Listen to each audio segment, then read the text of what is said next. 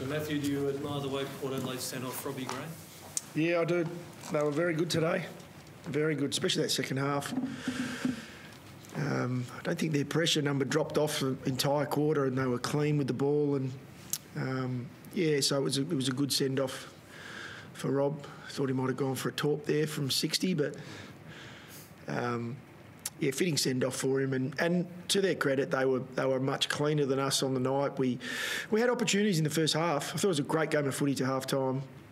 You know, two teams going at it, and we just didn't take our opportunities when they showed themselves. And then they were far too good in that second half.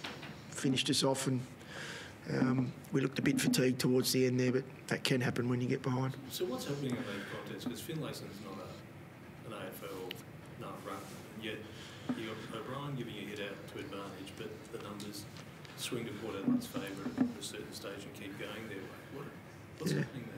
Oh, well, a number of things. We're not as clean as we need to be off that first hands.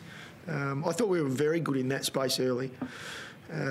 We came in with probably... We know each other very well, I think, as sides. We watch a lot of each other's footy, and so we came in with a couple of plans, and they worked early, and then as the game played out, they changed a few things up and did it quite well. They were a little bit stronger over the ball, a little bit cleaner with the ball. But again, we had opportunities in amongst that.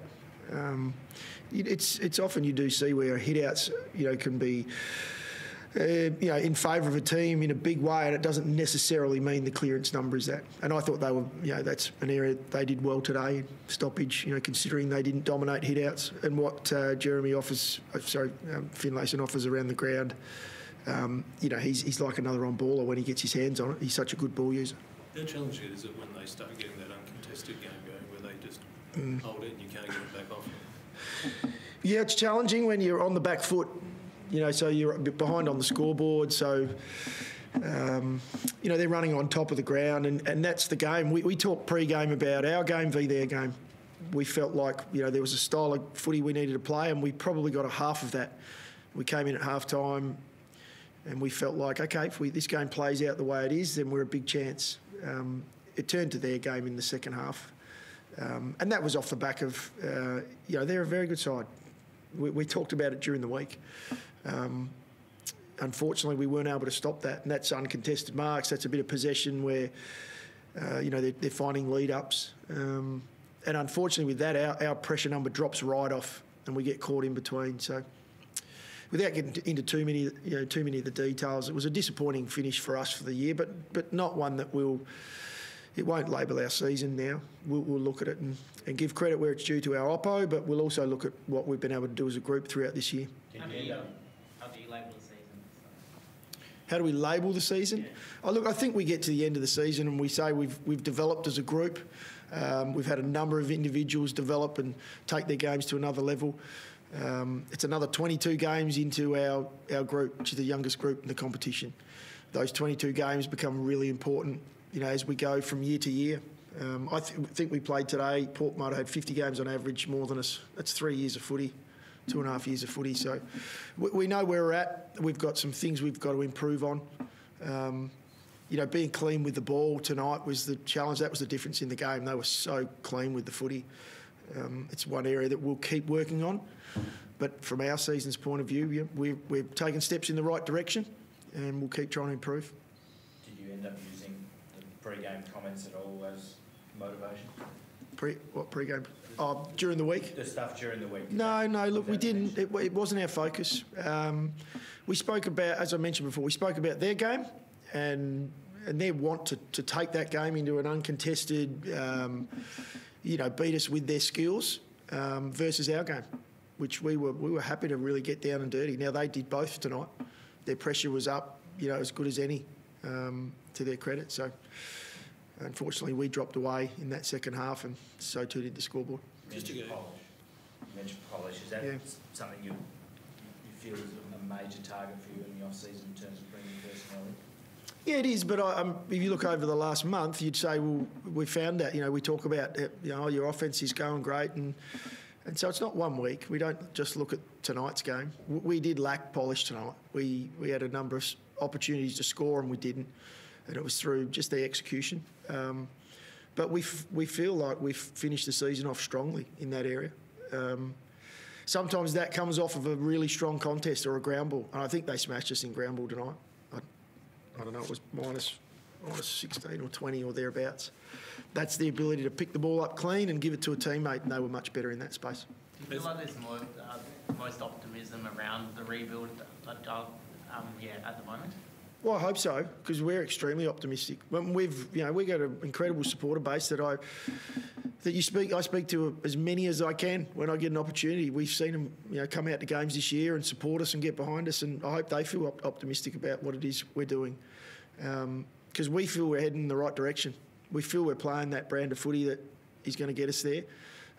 There are always areas you've got to clean up. When you're not playing finals footy, there are things you've got to be better at, and so we'll go away and work on those. Polish has been the one everyone talks about.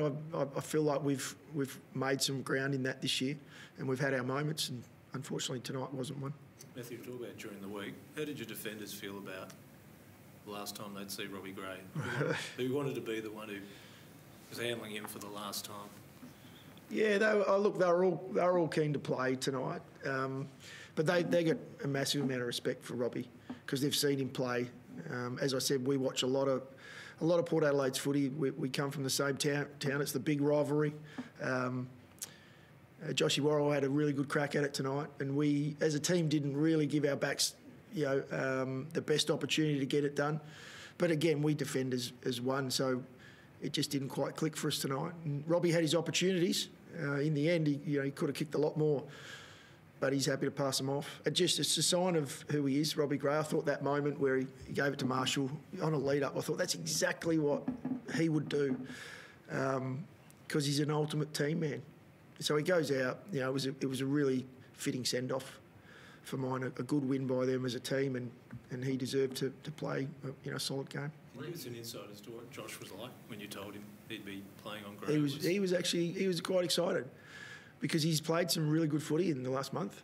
He's taken his game to another level. He challenges me week in, week out, right throughout this season about, I think I'm ready, and we both decided he might have been ready about 3 or 4 weeks ago, and he's done really well. So he's one of those players that we talk about when we talk about the progression of this group and the optimism about the future. Josh is one of those guys that it was great to see him finish the season strong. He was a little disappointed tonight, but that's not the season. As a fan rather than as a coach, did you enjoy that Robbie was there for the first bounce?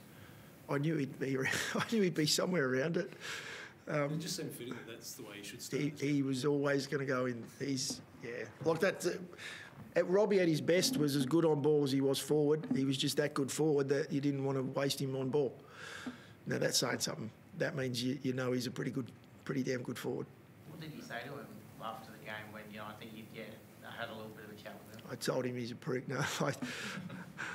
I just said, mate, you've been unbelievable. It's been a pleasure to watch you and a pleasure to work with you. Can I tell you what he said? When are we having a beer? Matthew, that's just another matter. The Jungle Drums seem to be beating about Isaac Rankin. Can you shed any light on your club's interest in him? Well, no, we don't talk about players from other footy clubs. That's been a pretty simple line I've given you guys week in, week out. But I respect and understand the question. Matthew, when I asked you in November about your first 22, how many things are locked in and what looks right, a year on, was November, August, but how much further progress have you made in filling those gaps?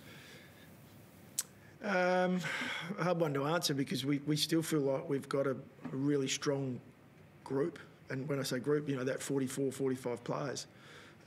In saying that, I think you're starting to see a little bit of a lean towards, Jordan Butts at fullback and, has been solid throughout the year. Nick Murray's taken his game to another level, so has sort of, found that position alongside Jordan, and those two are working really well together as key backs. I could go through the side and talk about Darcy Fogarty and where he's taken his game to this year. Well, I would say at round one, even Darcy would sit alongside me now and say, I'm not sure if I'm in the 22, whereas at the moment, he's done so much work on his game that you sort of, pencil him in as he's an outstanding forward in the competition, let alone our side.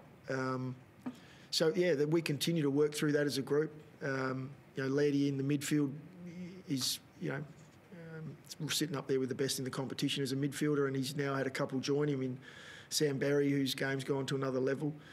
Jake Saligo's in his first year. That's he's played majority of the season, and I've got to be careful what I say. Probably stiff not to get a rising star on, but we're a bit biased when it comes to our boys. And then Chase Jones on the wings, been really solid. Mitch Hinge on the other wing. So there's so many. So the magnets are sticking better on your whiteboard. We feel like we're starting to build, but by no means are any of these guys locked in, because you've got guys, Shoal pushing from underneath, Matt Crouch pushing from underneath, that want to get games and want to be in. Billy Frampton, who's desperate to get into the side, and at this point we've lent the other way.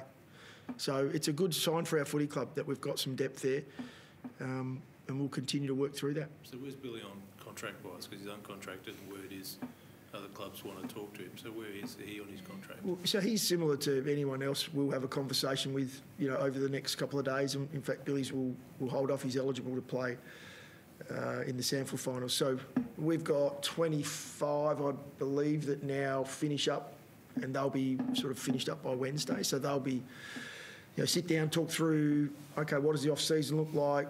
What does it look like from a contract point of view? Where are we going as a footy club? And he'll be one of those where, hopefully after a SANFL Grand Final, that we'll be able to sit down with and have that conversation. Improvement you've seen this year, do you feel like finals are a realistic target next year? I think you'll find every team in the competition comes into a season that wanting to play finals footy. So we want to be there. We've got work to do to get there.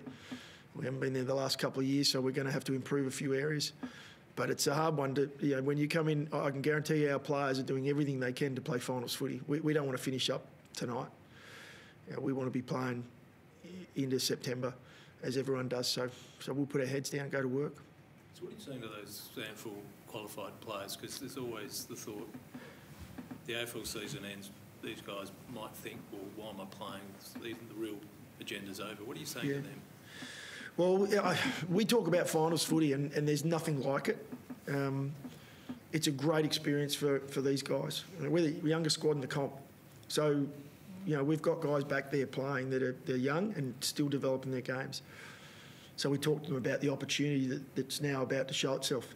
And it's playing finals footy at any level of football. It just rises to another level. And so the experience they're going to gain, over this next month, and that's the hope for us, is they're able to do that. We'll have a number of guys that will stick around that aren't eligible, that will support through that. Obviously, all our staff, we work right through.